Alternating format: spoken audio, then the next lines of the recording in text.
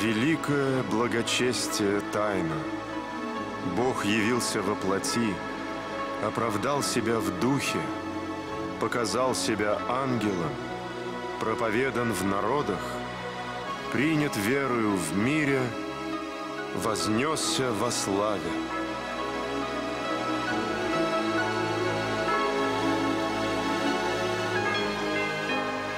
Праздник Вознесения Господня.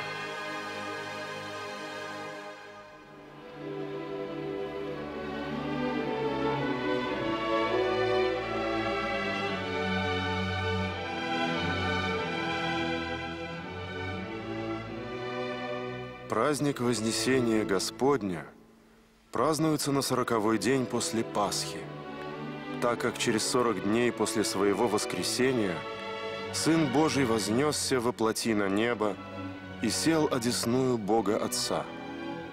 Его человеческие душа и тело приняли славу, нераздельную с Его божеством.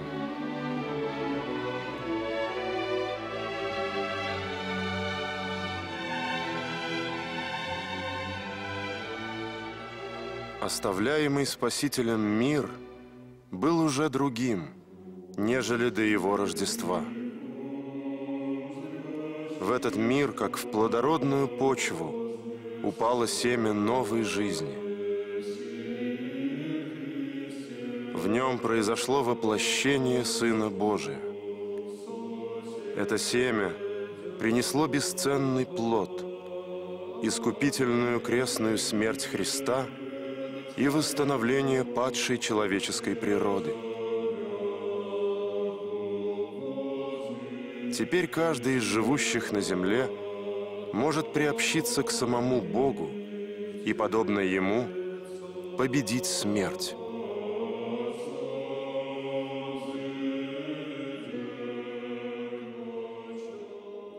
В последний день своего пребывания на земле Господь привел апостолов на гору Елеонскую, что недалеко от Иерусалима.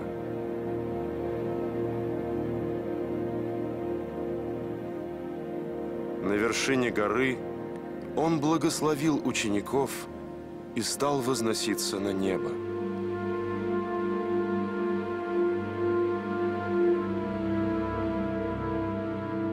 С трепетом и изумлением смотрели апостолы на Христа, пока Он не скрылся от их взоров. Они скорбели об уходящем Учителе, но помнили слова, им сказанные. «Лучше для вас, чтобы я пошел, ибо если я не пойду, Утешитель не приидет к вам, а если пойду, то пошлю его к вам».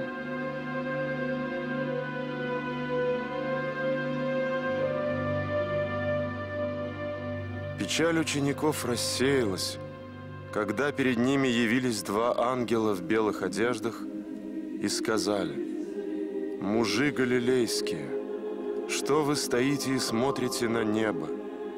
Сей Иисус, вознесшийся от вас на небо, придет таким же образом, как вы видели Его восходящим на небо». Ангелы напомнили ученикам обетование Спасителя о Его втором пришествии на землю, которое будет торжественным и славным. Но день и час пришествия Господня ведомы одному только Богу. Поэтому вся жизнь христиан должна быть подготовкой к этой встрече с Творцом. Подобно тому, как светильник не укрывают, а ставят на подсвечнике, так и апостолы своей искренней верой и пламенной проповедью просветили погибающий мир и распространили христианскую веру по всей вселенной.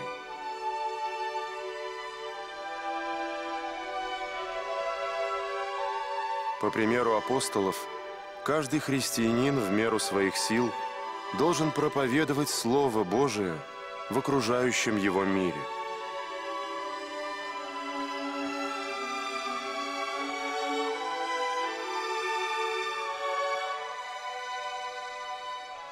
православной церкви праздник Вознесения Господня входит в число 12 главных праздников годового богослужебного круга. Церковная служба, совершаемая в этот день, проникнута чувством радости, растворяющей в себе печаль разлуки. Этой радостью наполнен и тропарь праздника Вознесения Господня, ибо вознесшийся Спаситель обещал послать апостолам Святого Духа, который пребудет с людьми до конца времен.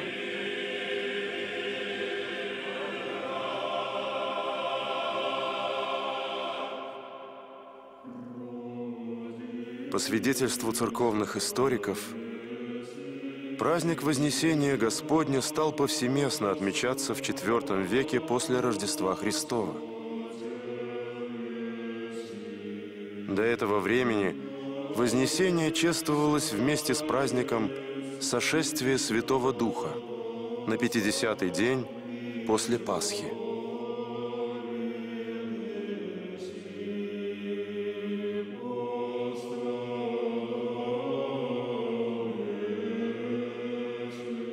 В IV веке равноапостольная царица Елена воздвигла на горе Елеонской, на месте Вознесения Христова, храм.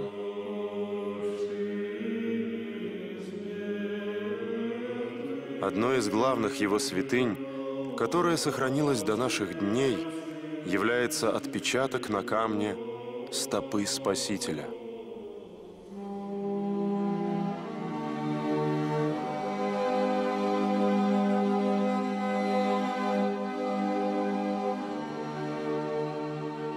Своим схождением на землю Сын Божий не зложил врага рода человеческого дьявола, а своим восшествием вознес человеческое естество превыше ангелов и херувимов. Человек во Христе навечно воссел на престоле божественной славы.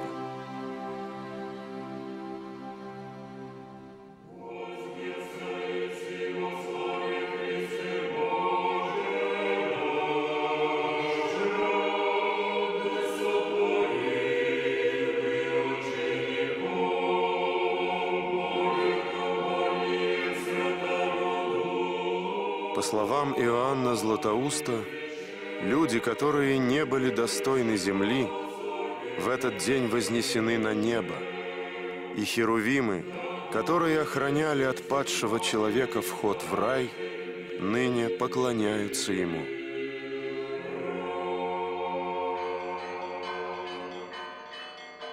Словами праздничного песнопения мы молитвенно обращаемся ко Христу. «Восшед на небеса, отонуд уже и сошел еси, не остави нас, сирых, Господи. Да приидет Твой Дух, нося мир мирови, покажи сынам человеческим дела силы Твоея, Господи, человеколюбче».